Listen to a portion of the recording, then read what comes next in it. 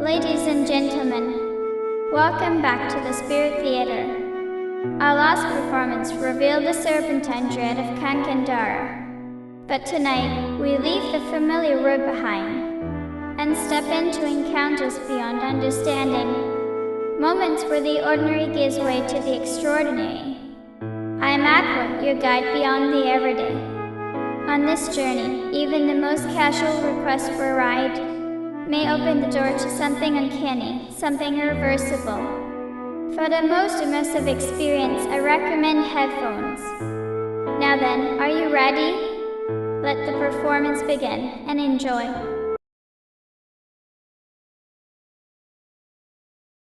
This happened about 7 years ago. I had just graduated from university, but I had an FT-funded job. That was just the way I was. The kind of person who only moves when I am backed into a corner. The type who crams for exams the night before. So I told myself it FLL work out somehow, and I kept on with my part-time job. That summer, in the middle of the sweltering heat, I was lazing around at home with my no-good friend Kazuya. Not his real name. We were just killing time, talking about nothing, when suddenly the idea came up. Let us hitchhike. Let us cross Japan from end to end. And just like that, we got hooked on the plan. Before I go on, let me introduce my so-called bad friend, Kazuya. We met when we both entered university. He was hopeless, a shameless womanizer, the kind of guy whose brain and lower half worked completely separately. But for all that, he was cheerful to the core. What you saw was what you got. Because of that, he had plenty of guy friends, even if his love life was always a disaster. And somehow, out of everyone, he and I got along best. Funny really, he was loud, outgoing, full of life. I was the opposite. Maybe that's why we clicked. Back to our so-called plan. Though really, it was a sloppy excuse for one. We have to fly to Hokkaido. From there, we have to hitchhike all the way back home to Kyushu. That was it. No schedules. No safety nets. Kazuya, of course, had his own goal. In every region we passed through, he said with a grin, I'm going to sleep with at least one woman. That was Kazuya for you. Always chasing women, even on the road. And to be honest, I wasn't FT against the idea. Travel wasn't FT the only adventure on my mind. Kazuya looked the part too. Long hair tied back. Smooth talking but in style. He really did work in a club after all. And going out with him, IFT had my share of lucky nights. And so after getting long vacations approved from our part-time jobs, or in my case quitting altogether, we bought plane tickets, packed huge rucksacks full of clothes and cash. And 3 weeks after the idea was born, we were in the air. We landed in Sapporo, had lunch, strolled the city like tourists.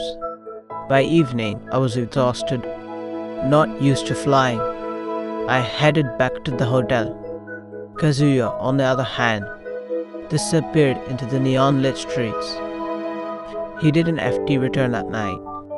The next morning, I found him in the hotel lobby, grinning ear to ear. He flashed me a hand sign, forming a circle with his fingers. And okay, I didn't FT need to ask. He FT already scored.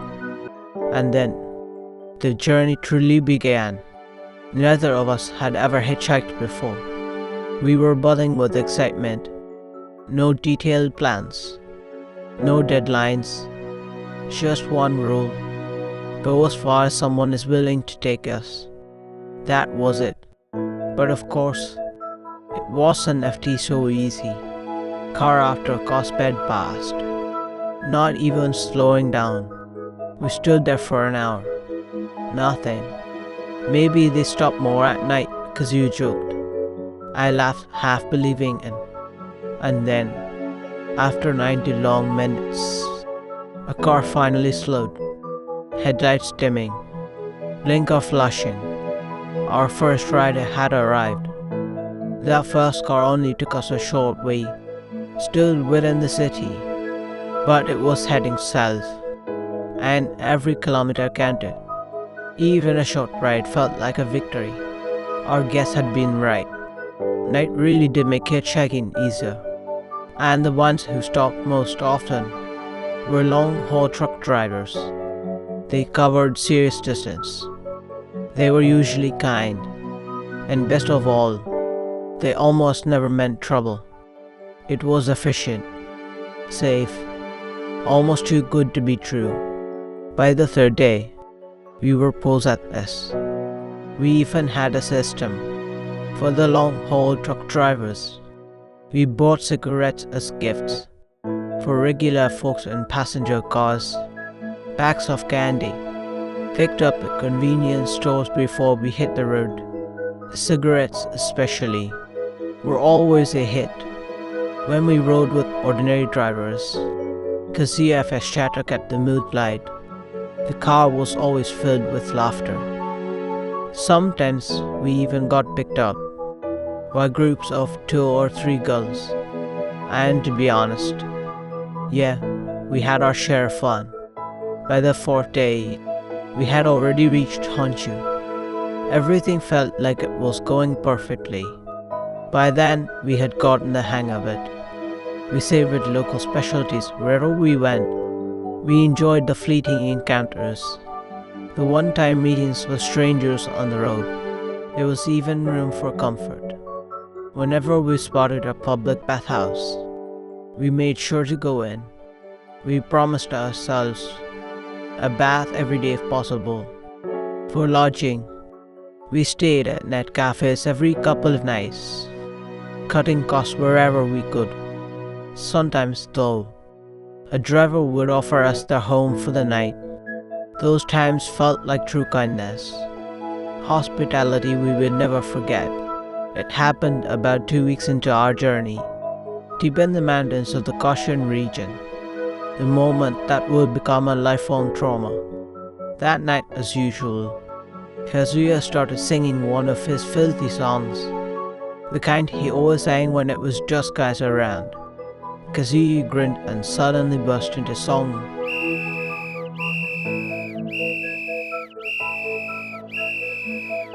He belted it out, grinning. Nonsense lyrics, obscene words, echoing through the dark night. I rolled my eyes. It was just Kazuya being Kazuya. But I had no idea what was waiting for us in that silence between his laughter.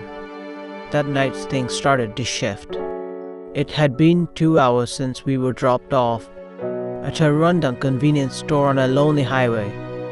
Not a single car had stopped for us since. The heat was unbearable, the air thick and sticky. We were drenched in sweat, our energy drained. Exhaustion, heat, and frustration, they twisted into a strange kind of high. Kazuya groaned. Man getting dished at some backwoods convenience store. What a joke. We should have begged that last guy to let us stay at his place. Maybe he was right. The driver had mentioned his house was only 10 minutes from here, but we had no idea where. It was useless to even think about. I checked the time. Just past midnight, and the night air felt heavier than ever. We decided to take turns, 30 minutes each. One of us would stand by the road, arm raised trying to flag a ride. The other would cool off inside the convenience store. When we explained our situation to the manager, he smiled warmly. Do your best, and if you really get stuck, I'll drive you into the city myself. That simple kindness, the kind you find only in the countryside, meant the world to us in that moment. An hour and a half drive by. Still no ride. Hardly any cars at all. Kazuya was laughing and joking with the manager by then, the two of them hitting it off. I was starting to think maybe we really would take him up on his offer. And then, headlights swept across the parking lot. A vehicle turned in, a camper van. It rolled to a stop right in front of the convenience store. And that moment marked the beginning of a nightmare I will never forget. The driver FS door opened. From the camper van, a man stepped out, looked to be in his 60s. His outfit was strange, a wide-brimmed cowboy hat and a suit. I was inside the store at the time, watching him casually. He grabbed a basket and started throwing things in. Bandages, dozens of them, then 2 big bottles of Coke, 1.5 liters each. At the register, he turned, and his eyes locked on me. He stared, unblinking. The feeling made my skin crawl. I pretended not to notice, kept my eyes on the book I was flipping through. Eventually, he left. It was about time for my turn outside, so I walked toward Kazuya, and there he was, standing in the lot, chatting with the man. "Hey, here fella, give us a ride." Kazuya FS grin stretched wide, and my stomach sank. At first, there was something unsettling about him, but up close, he seemed like just an ordinary old man, kind even. I was too exhausted, too drowsy to think straight, so I convinced myself. Of course, he drives a camper van. He must be the outdoorsy type. That FS why he wears a hat like that. A flimsy excuse, but somehow it was enough. The moment I stepped into the camper van, my gut twisted. Something was wrong. I couldn't FD explain it, not in words. It was just wrong. The driver wasn't FD alone. He had a family with him. Of course, in a camper van, I expected there might be passengers. But this was different. The father, the driver, about 60. The mother, in the passenger seat, looked closer to 70. And the sons, twins, middle-aged, easily over 40. When a person sees something they never expected, their mind stalls. The first thing my eyes locked onto inside the camper, 2 men, middle-aged, identical. Same gingham check shirt, same slacks, same shoes, same hairstyle, holding on top, same posture, same face. 2 middle-aged twins, sitting in perfect symmetry. Kazuya was speechless beside me. And sure, there is nothing inherently strange about twins like that. Nothing wrong with it at all. But the atmosphere, the feeling in the space was wrong. Utterly and verbally wrong. "Sit down quickly," the father said. We obeyed, almost pulled by the strange gravity of that family, and lowered ourselves into the seats. We greeted them politely. The father began writing, introducing his family in a calm, casual voice. From the passenger seat, the mother sat facing forward, and that FS when I noticed. She was just as bizarre. She wore a pure white summer dress, like a wedding gown, and her face, painted heavy with white makeup, so thick, so unnatural, like a clown or doll. And then came the final blow. Their names. The mother, she introduced herself as Saint Josephine. The father, Saint George. I froze. For Japanese parents to name themselves like that, it made no sense. And the twins? Their names were simply Red and Blue. One had a ruddy, flushed face. He was red. The other bore a bluish bruise on his cheek. He was blue. I couldn't believe it. Who names their children like that? It was beyond strange. It was wrong. By then, Kazuya and I had already exchanged a look. We knew. We had to get out. The first chance we got. They were insane. The father and mother kept talking to us, asking questions. We mumbled distracted answers, barely listening. The twins never spoke. They just sat there. Same posture, same movements. Each with a bottle of Coke, chugging in perfect unison. And then, that, at exactly the same time, that was it. My blood ran cold. I knew. We couldn't stay another second. Oh, thank you very much. But this is fine. We can get off here. Barely 15 minutes after the camper had started moving, Kazuya finally spoke up. The father waved it off, insisting we stay. The mother turned, her face pale with makeup. Wes, there are bears out here. Tonight and tomorrow you mustn't leave. Our words made no sense. We half rose from our seats. Over and over we pleaded. Really, NF is fine, please let us out here. But the father only smiled.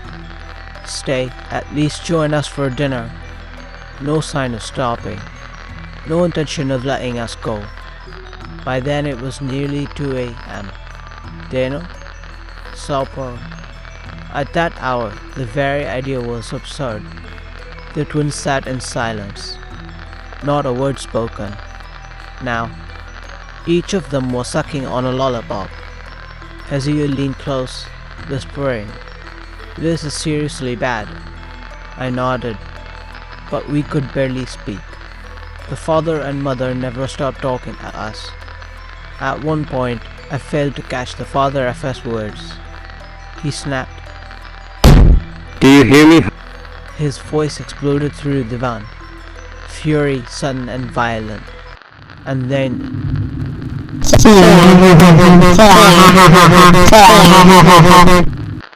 The twins, both of them, burst into laughter. The exact same laugh. At the exact same moment. That was when we knew, without doubt, we were in real danger. The camper veered off the highway, heading into the mountains. That was it. We shot to our feet. Please, this is fun. Thank you so much, but let us out here. We leaned toward the driver FS seat, desperate. But the father only repeated, again and again, "The dinner is ready. A wonderful dinner is waiting." The mother chimed in, her voice sweet but wrong. "It is delicious. Truly wonderful. You must stay." Kazuya and I whispered to each other. If it comes to it, we run. Not while it is moving. Too dangerous. But the moment it stops, we bolt. The camper went through the dark mountain road for 30 endless minutes. Finally, it rolled to a stop by a small stream in an open clearing. The father turned to us, his voice calm. "We free here." Then, from the very back of the camper, a door we assumed was just a toilet. Ack, the sound of a child FS laughter.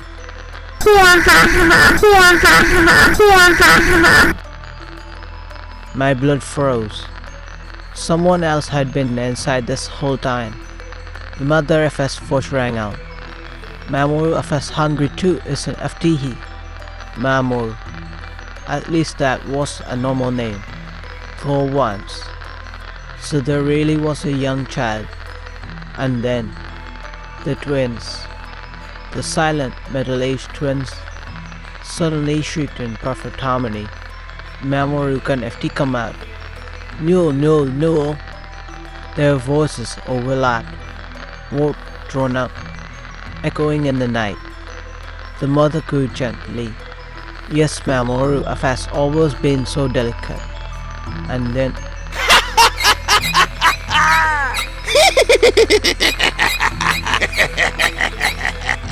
then the father exploded in laughter, violent, shuddering, insane. Kazuya leaned close, whispering fast. His face pale. Kazuya whispered, "This is bad." They free full throttle. Full throttle was his code word, not for speed, but for people who had completely lost it. Crazy. Dangerous. We stepped out of the camper, and my heart sank. By the riverbank, a man was tending a fire. Another one. There were more of them. He was enormous, nearly 2 meters tall, broad-shouldered, heavy-set. On his head, the same kind of 10-gallon hat as the father. On his body, a suit, the same unsettling outfit. The hat was pulled low, his face completely hidden, no expression to be seen. The firelight flickered, and in its glow I saw the camper itself. On the front, painted across the hood, across, the flames made it shimmer, but instead of holy, it looked wrong, ominous. He was whistling, a tune everyone would recognize, the much of a certain world-famous cartoon mouse. And as he whistled, the huge man worked with a knife, a large one. He was cutting something apart, from the fur-covered legs. It looked like an animal, maybe a wild boar, maybe a stray dog. Either way, I wanted no part of it. We were already planning to run, but seeing that massive figure, that gleaming knife, our courage shrank away. Come now, everyone, let us take our seats. The father called cheerfully.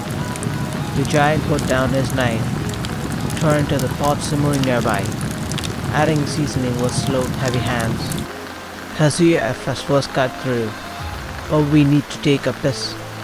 I knew what he meant. We had to run.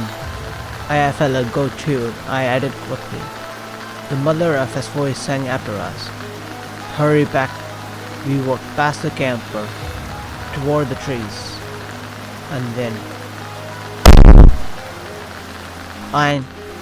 from the rear window of the camper, a face, its forehead grotesquely swollen. I sat far too low. Hands bloated, pressed against the glass. It slammed against the glass, screaming. That was it. Our limit. We bolted. Like terrified animals, we tore into the forest.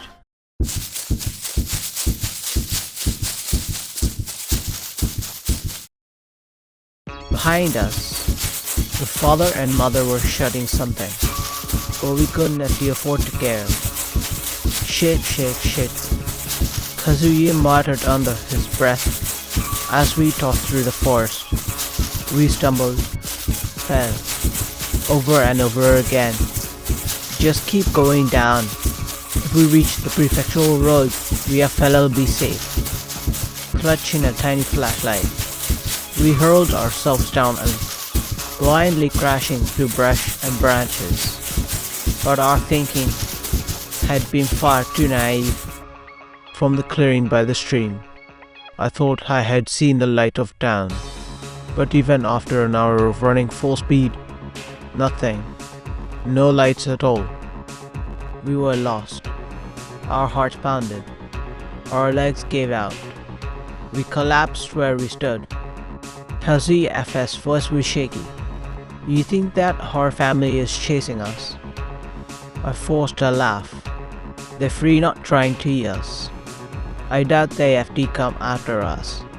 It FS not a movie. just a bunch of lunatics. Though that last one we solved almost made me piss myself. He sighed. What about our stuff? Luckily we still got our money and our phones.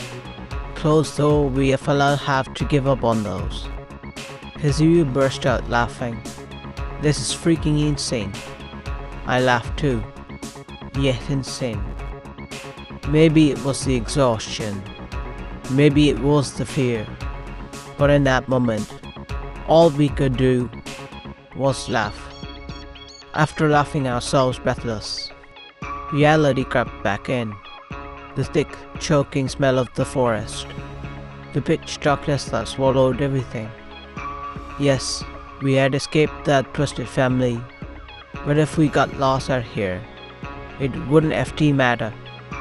This wasn't the sea of trees, not some endless labyrinth. But even so, the thought of being stranded crossed my mind. Kazuya whispered, maybe we should wait until morning. Not that I believe that old hag, but out here, if not bears, there could be wild dogs. I wanted nothing more than to keep moving, to get out, but stumbling blindly through the dark, only to circle back to that riverside. That thought chilled me. So instead, we sat down on the trunk of a fallen tree, resting for the moment. At first we spoke, arguing this way and that. But the stress, the exhaustion, pulled us under. Little by little, we began to nod off. I jolted awake. Instinctively, I grabbed my phone. 408 The sky was just beginning to pale. I turned. Kazuya was an FT beside me, and I surged until I saw him, standing right behind me, a stick clutched in his hands, his eyes fixed on the trees. What are you doing? I whispered. He glanced at me. You free awake, Don FT, hear it? Hear what? And then I caught it too. Faint, distant, but unmistakable. A whistle. The march of a certain world-famous cartoon mouse. It was clear, beautiful, like something fit to be recorded on CD. But to us, it was nothing but the sound of pure terror. With FS that giant, yeah, the FS hunting us, looking for us. Once more, we bolted, full speed into the forest. This time, a light was shining, torn bleeding into the trees. We could see better now. Fewer roots to trip on, fewer shadows to stumble through. So we ran faster, faster than before, as if our lives depended on it. We had been running for maybe 20 minutes when we stumbled into a clearing, an old abandoned parking lot. Through the trees, I could just barely make out the dam below. We finally descended a good way. My stomach, damn it, I can hold it. Kazuya groaned. There was an ancient restroom at the edge of the lot. I needed to go to, but the thought of being trapped in a stall while that giant might be closing in, I couldn't risk it. So I kept watch outside while Kazuya went in. From inside the stall, his voice rang out. There FS toilet paper, but the FS all crusty, stiff as cardboard, and there are mosquitoes stuck all over it. Hug. Better than nothing, I guess. Kazuya kept grumbling inside the stall, doing his business with no shame. Then suddenly his voice rose.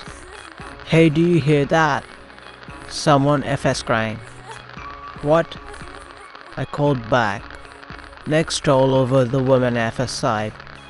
Doesn't it sound like a girl crying? I held my breath, and then I heard it too. From beyond the thin wall, the sound of a woman, weeping softly in the dark. Kazuya and I fell silent. Was someone really inside the women FS restroom? Why was she crying? Kazuya muttered, "Hey, go check." It FS getting louder, right? Louder every second. I didn't actually want to. Every part of me recoiled.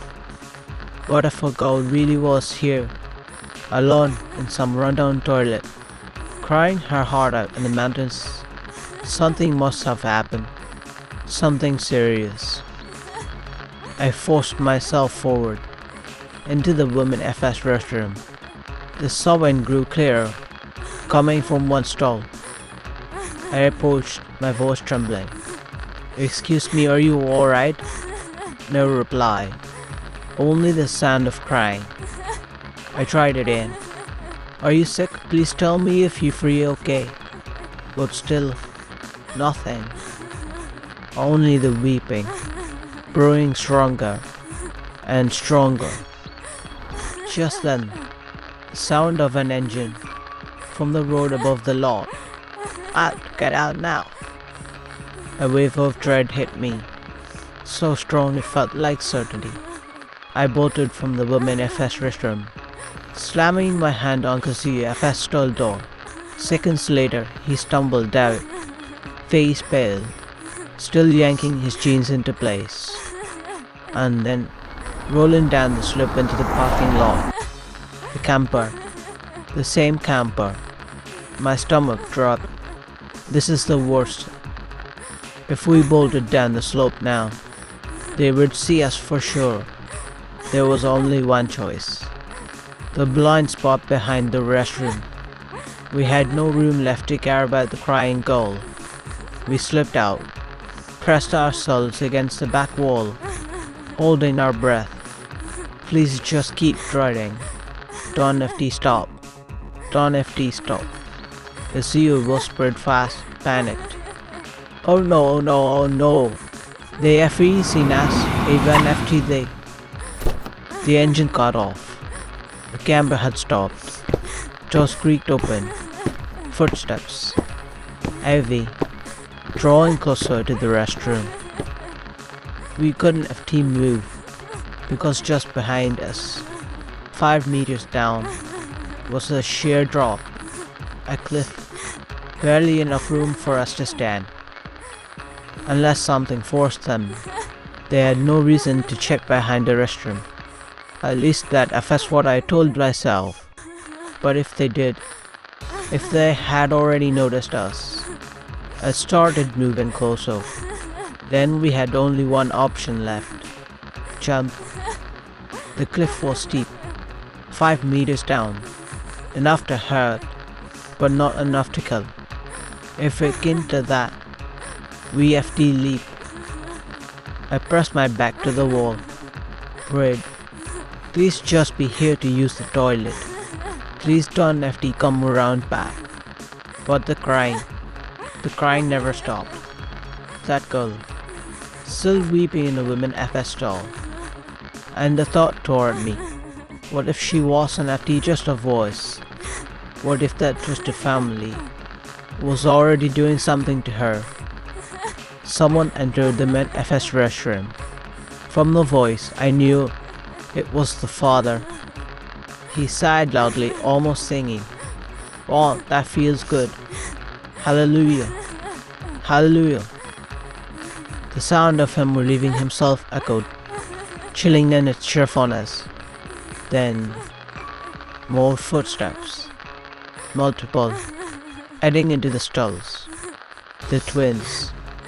It had to be them. By now, there was no way they didn't FD know. The girl in the women FS restroom. They had to have noticed her. And then the mother FS shrill voice cut through. "There FS no paper in here." Still, the girl kept crying, sobbing uncontrollably. Moments later, the father, the twins, all of them walked out, leaving the restrooms behind. Strange. No reaction. Nothing from the twisted family toward the girl. One by one, They left, even the mother, their voices, fading into the distance. But impossible. Their FS know where they didn't FT notice. The girl was still crying, sobbing. Kazuya and I, sharing uneasy looks. Then the father FS voice. We wait for it. It FL'll be here soon. But what was it? I couldn't FT catch the word. The twins. They're whining. Echoed faintly. And a sharp slap. The crack of a hand against skin. Followed by the pitiful wailing of one of the twins. A nightmare. That FS what it had become. A hitchhiking trip. Meant to be fun. How had it turned into this? Up until now, fear was all I felt. The madness, too absurd to process. But suddenly, anger surged, boiling, directed straight at that twisted family. Kazuya whispered, his voice tight. We could take the camper, force our way down the mountain, even if we have to knock those old men out. The big guy isn't FD here. This is our chance, isn't FD it? What if the one they're free waiting for is him? But I thought otherwise. As long as they hadn't FD noticed us, staying hidden seemed the wiser move. The girl, she still weighed heavy on my mind. Once they were gone, I FD check. Even if I had to break down the door. I told Kazuya as much. Reluctantly, he nodded. 15 minutes passed. Then, the mother FS voice. The one they had been waiting for. I'd arrived in the parking lot. Laughter. Casual voices. But too muffled to make out. Footsteps again. Coming back toward the restrooms. And then, the march of a certain world-famous cartoon mouse. A whistle. Cheerful. Too cheerful. It was him. The big man. Whistling. Light on his feet as he relieved himself. From the woman FS restroom, the girl FS sobs rose. Louder. Harder. Why? Why didn't he notice? And then, the sobbing twisted, shredded into a scream. A final piercing cry, like death itself, and suddenly, silence. Had something been done to her? Had she been found? But wait, the big man was in the men FS restroom, and there FD been no sign, no sound of the others entering the woman FS. Before long, his whistle trailing, the big man left the restroom. A cold thought struck me. Had the girl been taken? Dragged out somehow? Heart pounding.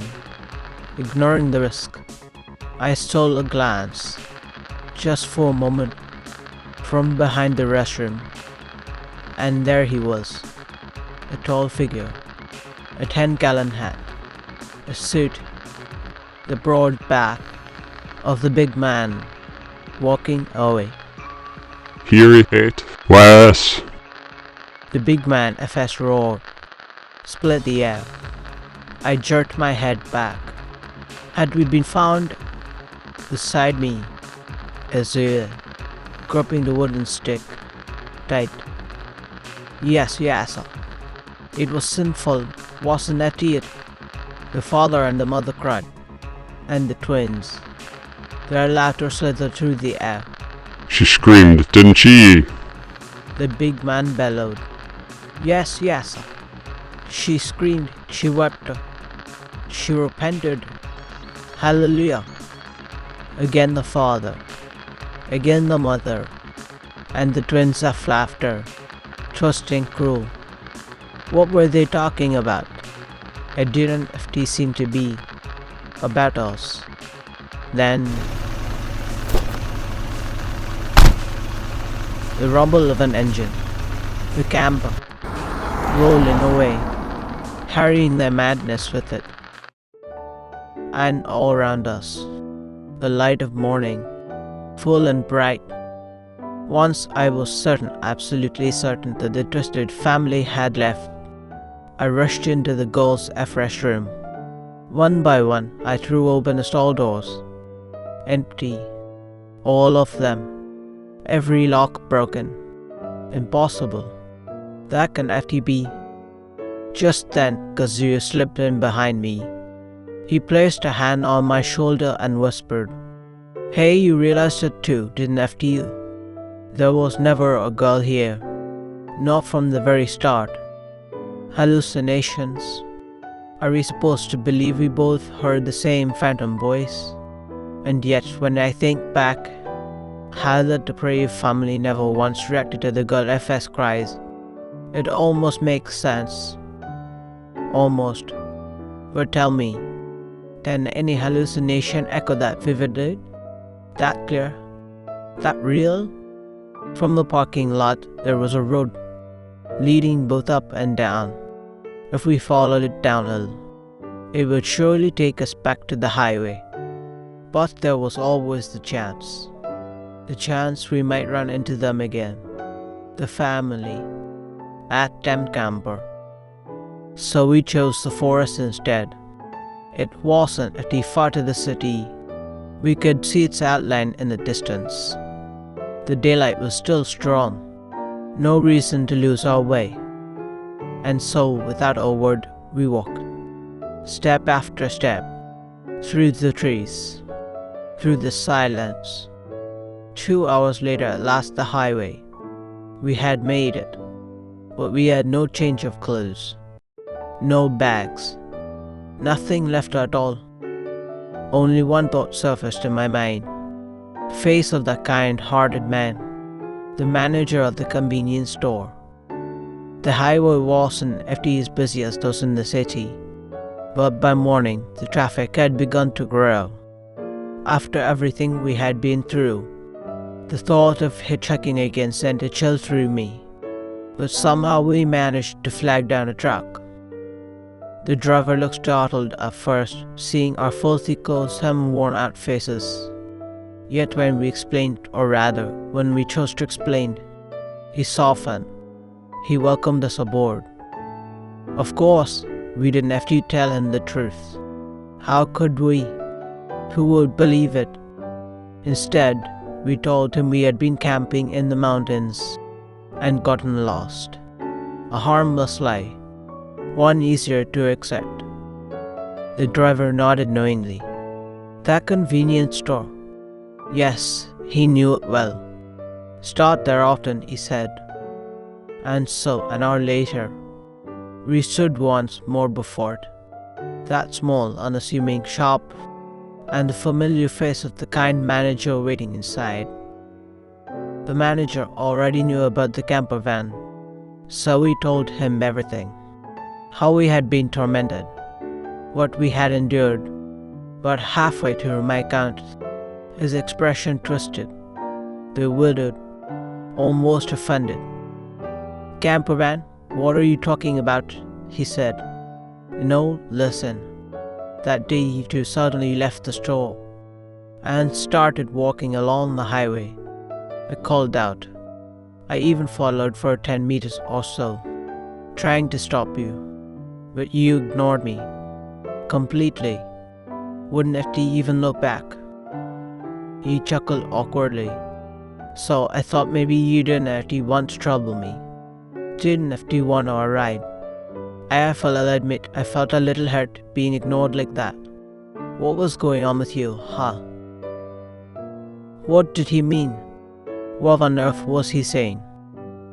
We had seen it, both of us, clear as day. The camper van parked outside the convenience store, the family inside paying at the register, and the one who rang them up was the manager himself. There had even been another cook working that day, but now he was gone, Shift ended perhaps, or something else. A cold thought crept into my chest.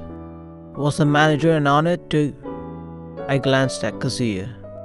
He met my eyes, and then, aloud, he said casually, "Excuse me, may I use the restroom?" Inside the tiled silence, he turned to me. "What do you think?" I asked. Kazuya shook his head. I cannot believe the manager would lie. But what if he has connected to them? Still, why go through such elaborate trouble? Is everyone around here insane? He sighed. None of it makes sense. But let FS play it safe. Let FS find that truck driver again. Ask him to take us with him. And in that moment, it seemed like the only choice we had left. Our minds were made up. We were just about to leave the restroom when suddenly, from one of the stalls came the flush of water, and then the whistle, the march of a certain world-famous cartoon mouse. For a moment, fear was drowned out by something sharper, and pure anger. Kazuya felt it too. "Open up, damn it!" He slammed his fist against the door again and again. The stall creaked open, and inside, WH, what a fast going on? A high school boy in uniform staring back at us. "Well, sorry. Kazuya forced a laugh, scratching his head. Thankfully, the commotion hadn't actually carried beyond the restroom walls. We apologized to the bewildered student, then stepped back outside, where the driver was still, chatting casually with the manager. Kazuya leaned in, his voice smooth, almost pleading. We don't actually want to trouble the manager any further. "Sir, could you take us into town instead?" He set down a carton of the driver FS favorite cigarette on the counter, a silent offering. The driver smiled, nodding. Deal made. As for going to the police about that trusted family, the thought never even crossed our minds. It was too far removed from reality, too surreal. We only wanted to forget. Though I I'll admit leaving behind the clothes staffed in my rucksack still stung a little. It was sheer luck the driver FS road led straight toward the city. The carton of cigarettes had put him in good spirits, and he drove with a smile the entire way. Somewhere along the road, exhaustion overtook us. Kazuya and I both drifted off in the cabin of the truck. When I woke, the truck was parked at a roadside diner. The driver returned, carrying 3 steaming boxes of yakisoba. We ate together inside the cab, the taste almost grounding us in reality again. Then the truck rumbled back onto the highway. Kazuya fell asleep once more, peaceful this time. But me, I couldn't actually close my eyes. Instead, I stared out the window, replaying it all in my head. That nightmare. What were they really? That family. And the girl FS crying voice in the restroom. What was it? Oh, the thought shattered, and the cry tore from my throat before I knew it. What is it? The driver asked, startled. Stop the truck. How? Please, just for a moment. You can have to be serious. You want to get off here. The city FS still far ahead. But reluctantly, he pulled over. The commotion must have roused Kazuya as well. What FS wrong? He muttered, rubbing his eyes. Look, I pointed. Kazuya followed my gaze and froze. There, in front of the ruined drive-in, stood the camper van. That camper van. There was no mistake. The colors, the shape, even the cross painted across the front. But something was wrong. Terribly wrong. The body of the van looked as if decades had passed. rust eating through the metal. All 4 tires shredded flat. Every window shattered. I'm sorry, just give us 5 minutes. 5 minutes, please, I told the driver. Reluctantly, he kept the truck idling, while the roadside as Kazuya and I approached. What the hell is going on? He muttered. I wanted to ask him the very same thing. Close or now, there was no denying it. This was their camper van, the twisted family at a stand. And yet in the daylight, with cars hurrying past on the highway, fear gave way to something else. Curiosity. The question that gnawed louder than terror. Why? I gripped the corroded handle and pulled.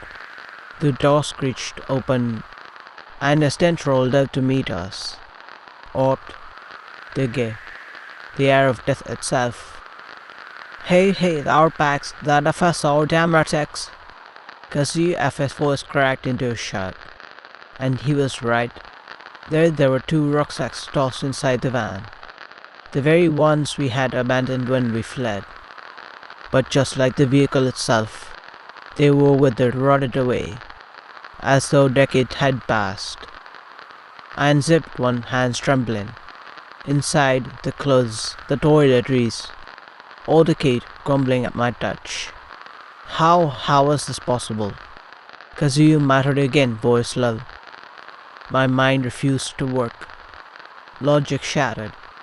All I knew was that I had to get out of this cursed camper van. Let FS go now, let FS just go.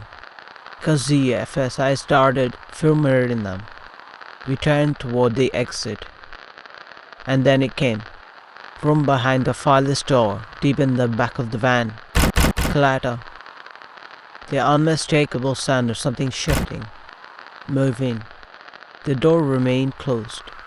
Silent. Waiting. And neither of us had the courage to open it.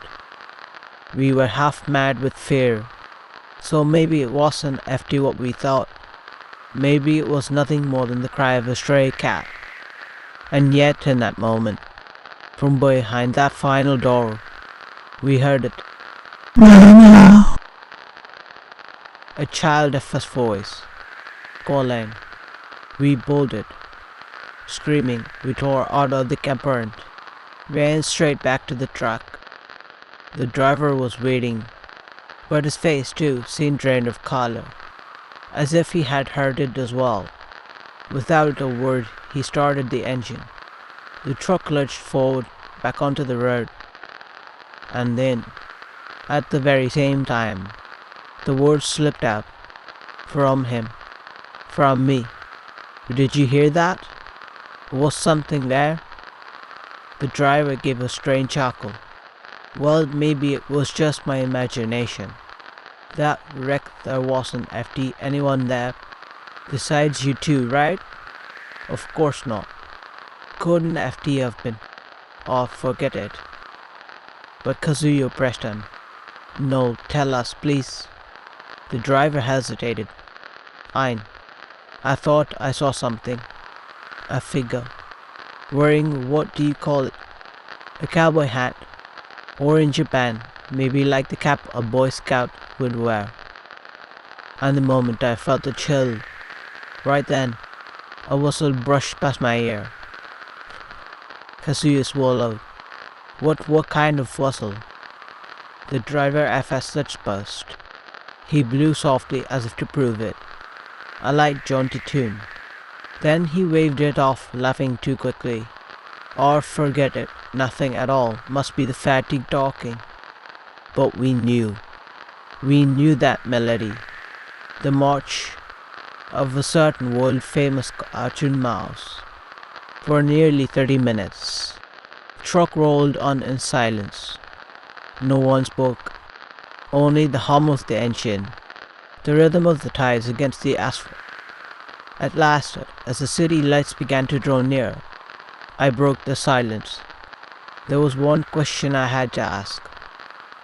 Excuse me, near the highway where you first picked us up, there FS a mountain there, isn't FT there? The driver glanced at me in the mirror. Yeah, so what? I swallowed, then pressed on. Has anything ever happened there before? Any incidents? The driver frowned, shaking his head. Incidents? No, I have never heard of anything like that. Besides, there affects not just one mountain. That area affects a chain of 3. Oh well, now that you mention it, I think there was something. Long ago. Some young woman murdered. Somewhere in those mountains. That affects about it. Otherwise, just wild boars. And trust me, wild boars are terrifying. The place where the woman was killed. I began. The restroom? Kazuyu cut in sharply, almost too quickly. The driver blinked. Yeah, that affects right. How do you know that? We said nothing more. When the truck finally rolled into the city, we thanked the driver and parted ways. And that night, safely hidden away in the anonymity of a hotel room, with the weight of exhaustion pressing down, we collapsed into sleep, a heavy, dreamless sleep. By the next day to at most, we were already back home, taking the Shinkansen from city to city, putting distance between us and that place. It was something we wanted to forget, a nightmare better left buried, and yet every so often, the memories surface. What were they? That family? Were they real deranged flesh and blood? Or nothing more than a hallucination? Something not of this world? And the girl of his voice, that desperate cry we heard in the restroom of the mountain, what was it? The camper van, rotted to dust as though decades had passed. Our rucksacks decayed the same way. What did it all mean? What was the truth we stumbled upon and ran away from?